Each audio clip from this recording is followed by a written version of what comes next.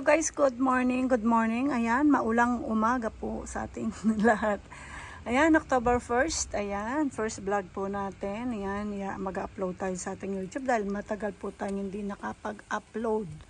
So guys, umuulan po tayo mga ilang days na, may mga bagyo po tayong paparating. After ng summer guys, super dry po na ang dami natin mga plants. So kung makikita nyo, ang dami, umuulan ilang days na pero marami tayong plants pa rin na hindi tinatamaan ng ulan. So ayan po binababad natin. So mga plants po natin mga nagsimatayan nung summer.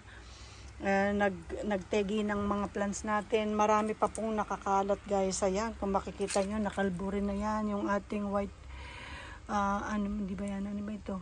Hindi si White Robin yan guys, si ano yan, nakalimutan ko, punong-puno yan guys, wala na ano na po, na naubos nung summer. So ayan, yung ating mga ampalaya ay marami pa rin. So guys, napakakalat po ng ating garden. So papakita ko sa inyo as is yung ating garden ngayon. So makikita nyo yan yung mga super dry talaga na hindi po natin nadidiligan ng summer. Ayan, nakababad pa rin. So ayan guys, ayan po yung sitwasyon ng ating garden ngayon. Makalat na, ayan mga yan, hindi yan mga guys, dry na dry yan. Buti hindi mga nagsimata. Ayan, lumaki na laki-laki niya. Maliit lang nabili natin yan. Matagal na yan sa akin guys. So ayan guys, kalat po, pinapaulan natin sila. So, makikita nyo guys, ayan, yung ating barbecue set na kita na yung lupa, di po ba? Kasi nagtangkaran na sila last year. Kung makikita last year yan, wala kang makikitang lupa. So, sa mga videos natin makikita ninyo. Ngayon, dahil nagtangkaran sila, ay kita na yung lupa. Kita nyo guys, walang masyadong nabulok dyan. Pero dito po ang area niyan, super init. Kahit super init kasi halos yung mga yan, mga graptoberia. So, alos buhay sila guys. Ayan o. Graptoberia magagaling guys. Magaling po ang ating graptoberia. So, kahit doon, ayan, ang mga purple delight natin. So, yung mga kinatings kong purple delight ayun nandun. So, dito guys, ayan, nagliligpit ako, nag-aayos tayo. Kaso, umuulan-ulan po. Umuulan po yung ano natin. So, ayan, ganyan lang po muna yung mga nagagawa natin. Tinitignan lang natin yung mga pwede pa nating maisalba. Kita nyo guys, ayan sobra pong init. Pero ngayon guys, yung panahon namin, nasa 20 degrees pataas na lang ho kami. Medyo presko na po yung hangin. So, medyo na-relax na ng konti yung ating mga plants. So, ayan po. Makikita nyo, ayan ang daming mga na So, yung mga ganyan yan, mga matitibay yan guys. Pero marami po tayong echeverias na mga namatay. Na hindi na natin maisa-isa sa inyo. So, ayan po guys. Ayan yung ating purple delight. Variegated na mag-isa dyan. Buhay pa rin siya. Ayan guys. Nung summer guys, dahil sobrang init, takot po tayong magdilig. Kaya marami ang mga plants natin mostly payat. Payat guys, ayan. So, kaya ngayon ay atin po silang binababad sa tubig para sila ay guys. So, makalat ang garden dahil yung mga nakatago dyan sa mga yan dahil po may bubong tayo ay atin pong tinabad na akong tanggalin yung bubong. Ang totoo, pag hindi ko kasi tinanggal ko yung bubong, mabababad na naman yun dito guys. Yung sa kabila nga, babad na. Hindi ko na linagay kasi ang dami natin plants doon din na super dry. So, ayan. Ito ngayon, anging plants ito na medyo nawiwisikan lang siya pero super payat din nila. Ayan. At ngayon ay binabaran ko rin siya ng tubig. Diniligan ko ng diniligan. Ayan guys. So, ayan po. Ayan guys, nagdilig din ako dito sa loob niyan kasi nga puro puro dry. So makikita nyo guys, ang daming kalat, may katol dahil malamok. Dahil pag ganitong guys, malamok talaga. Wala po tayong yung ating purple delight fountain na halos kinalbo natin ito guys, ang tinira lang po natin ay yung tingnan nyo. Yung mga pinagkakat natin, ayan, may mga babies na. So, yung mga babies na nasa ilalim na, bakit natin sila kinat? Kasi ang daming babies po sa ilalim. Ayan na po sila, ayan Malalaki na sila. So yung yung layer nito nandun sa kabila kasi guys tumabingi siya nung malakas ang hangin. So ang ginawa ko, ginanyan ko na lang muna sila. So ayan po. Tingnan niyo dahil mataas ang moisture namin. Tingnan yung mga house plant ko guys na buhay dito. Ang gaganda nila diyan. Ayan oh. Ito dati wala ng dahon, to kala ko patay na talaga. Dahil nung linagay ko siya rito guys, kita ko kasi yung stem niya green pa. Linagay ko siya diyan, tingnan niyo, nagkadahon ulit siya. So ayan po, nabuhay at lumaki yung aking isa pang monstera dito. Ayan oh. Ayan. Ito dito ako nagulat, ayan guys. Laki ng dahon niya. So hiyang na hiyang siya dyan kasi mataas ang moisture. So tignan niyo po yung ating mga persimmon guys. Ayan, ready to eat na yung mga yan. Yung iba hindi pa. Dami ko nang nakain guys. Ito to. Parang gusto kong kunin ngayon. Imeriendahin ko. Yung iba, dahil sobrang init guys, mayroon po tayong mga nasunog at maagang naluto. Ba yung ganun. Tingnan nyo kahit yung mga ganyan ko. Guys. Sobrang init kasi talaga nung summer. So, wala tayong magagawa. So, wala na tayong magagawa at nag-move on na lang tayo. Kung ano yung mga natirang plants natin, yun, dun na lang po tayo. So, dito nagkat ako dito guys. Nagkat na ako ng mga yan. Ayan, kinat ko na kahapon. Kahapon ako nagkat.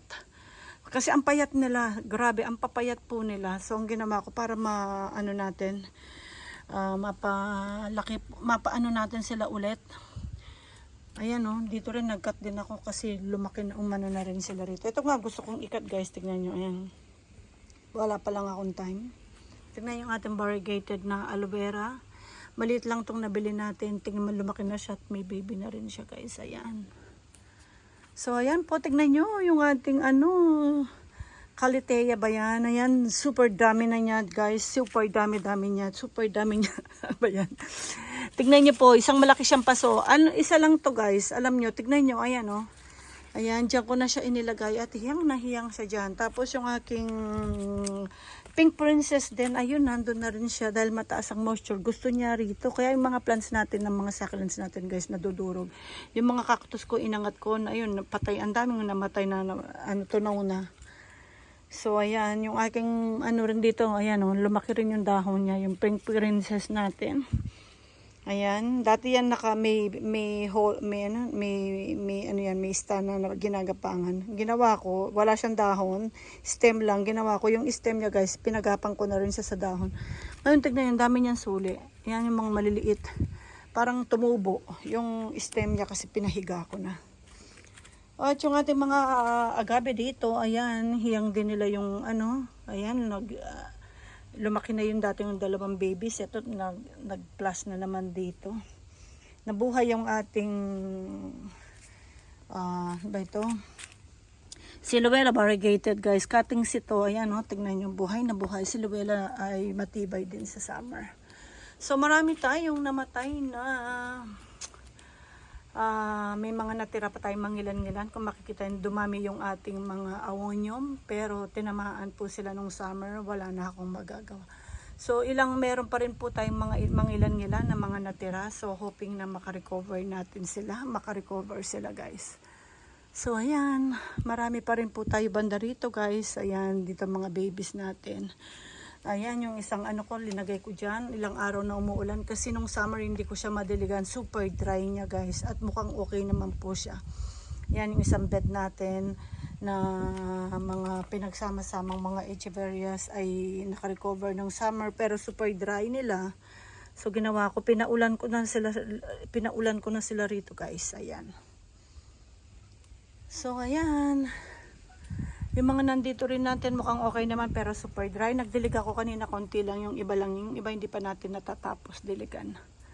So ayan lang po, ayan lang, nag-update lang tayo sa inyo. Matagal-tagal din po tayo hindi nakapag-update sa inyo para makita ko inyo lang guys yung ating mga plans. Wala po tayong nagagawa, hindi pa tayo nakakapag so gustong-gusto natin, ang dami natin, hindi natin mabilang yung mga namatay nung summer. So matirang matibay na lang po kung ano na lang po ang natira dito sa ating garden. Sila na rin po ang alagaan na lang natin. At kung sino yung mga tumutubo, lalo na si Purple Delight, ayan, ang dami na po natin propagation kay Purple Delight. Ilang piraso lang tayo nag-start dyan. Napakagaling niyang tumubo, napakagaling niyang i-propagate.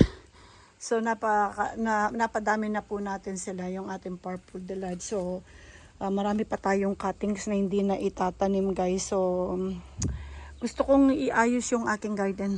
So kaso wala nga po tayong wala pang time at tamang-tama yung ating panahon. After ng summer parang bumalik kami ulit sa tag-ulan. Araw-araw umuulan na naman guys. Ganyan ang panahon namin dito. Yan, may mga bagyo pa kaming paparating. So ganyan po. Kaya sila nakakalat yan guys. Nakalikom ng mga yan eh. Dahil sobrang init po ng summer, hindi sila nadidiligan. Ayan. Linagay ko na sila, okay lang. Wala naman pong ibang pumapasok dito. Ayan, kayo lang po nakakakita yung mga nanonood sa atin. So, ayan, at natutuwa akong ipakita sa inyo guys yung ating mga persimmon. So, ang lalaki po ng ating mga persimmon. Lalo na yung mga nasa taas, ayan guys, ayan. So, meron tayong mga na mas maagang nagdilaw kasi po yung init ng panahon natin. So, ayan guys, ayan, ang update ko lang muna sa inyo. Naubos ko yung tubig dito sa kakadiliga, tsaka tignan nyo. Puno ito kanina eh, nakalahati ko na rin. So, ayan guys, isarado muna natin kasi nga po ay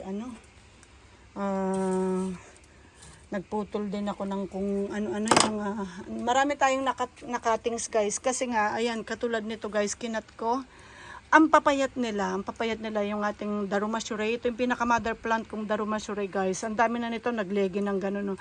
Kaso ang papayat nila nung summer po hindi sila nadidiligan. So para natin sila, maayos natin sila ulit. At yung sustansya hindi nila masyadong yung mga natin at lalong maglash. So ang ginawa ko pinagkakat ko guys. Kasi may mga stem tayong mga nangitim talagang sa gitna. Pero may rosette sa dulo. So ang ginawa ko pinagkakat ko na po sila.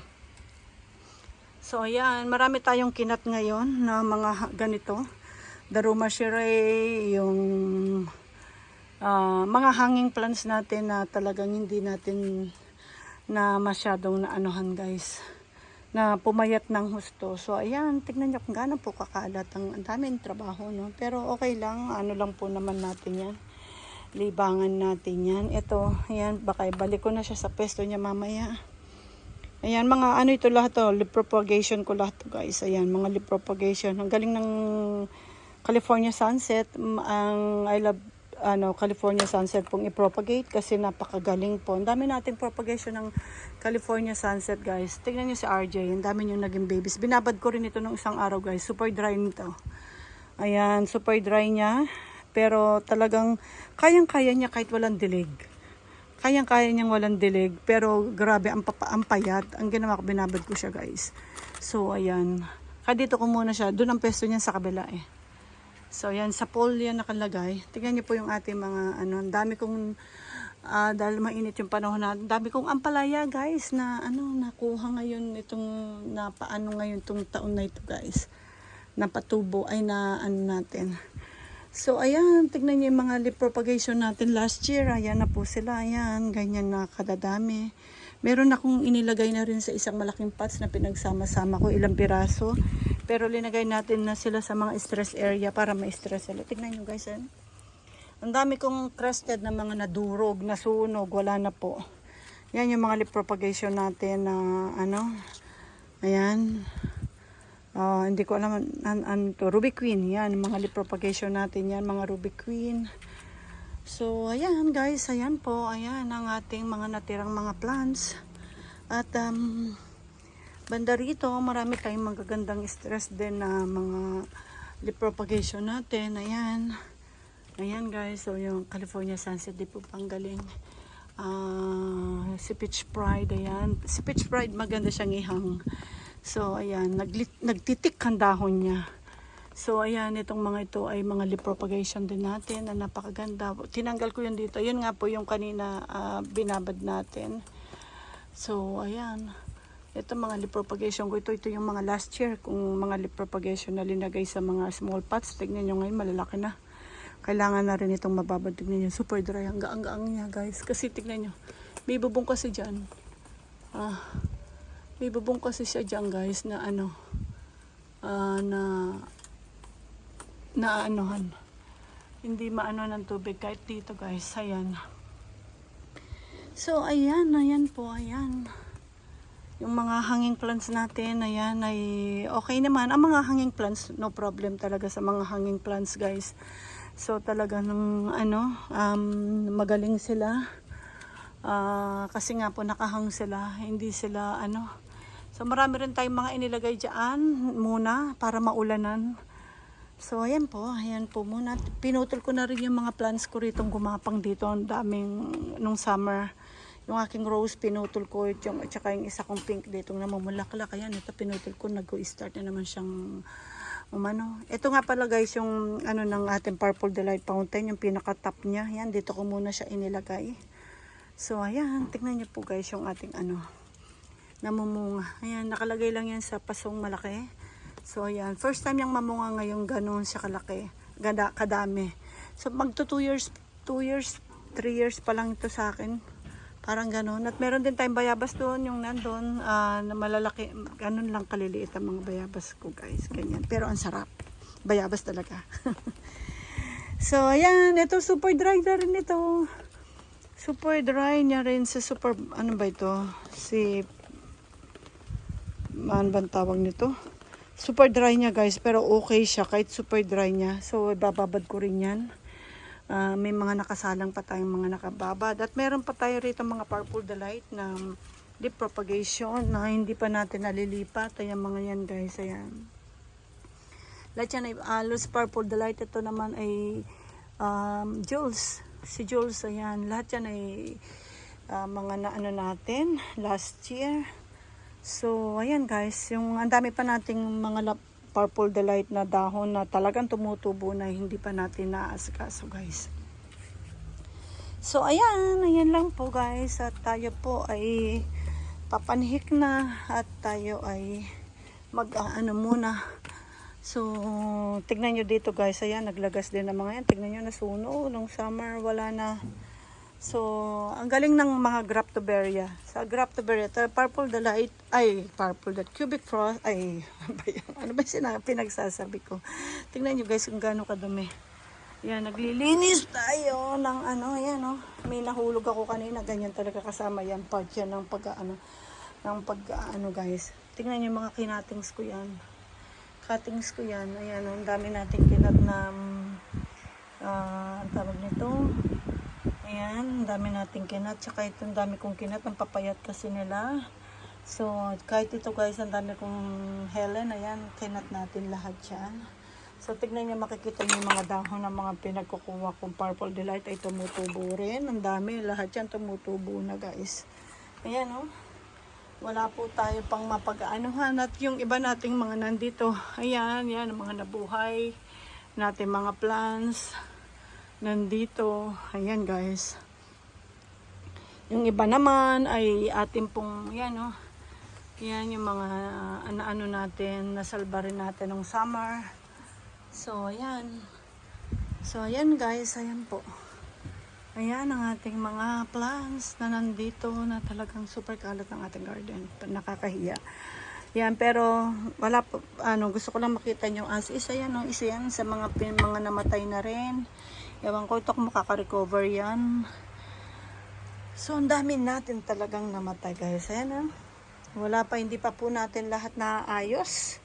Dahil after ng matapos ang tag-ulan, after ng yung ulan guys, ay wala na po. Umulan ay after ng summer, yung sikat ng araw, umulan na naman po ng umulan ng araw-araw. Tignan nyo guys yung mga kinatings kong Purple Delight. Ayan kita niyo yung dahon, ay mga nila. Ayan na, na sila guys, wala na, malambot na sila. Tignan nyo, hindi ko pa rin sila natatanim. Ayan, gusto ko silang itanim sa lupa guys, itong mga ito. Ayan, sa lupa, gusto ko silang itanim sa lupa. So, ayan guys, ayan po ang ating update ngayon sa inyo dito sa ating garden, sa Betsy's Garden with Succulents. So, ayan guys, super dumi. Tingnan nyo, pinagkakat ko yan guys. Ano ito?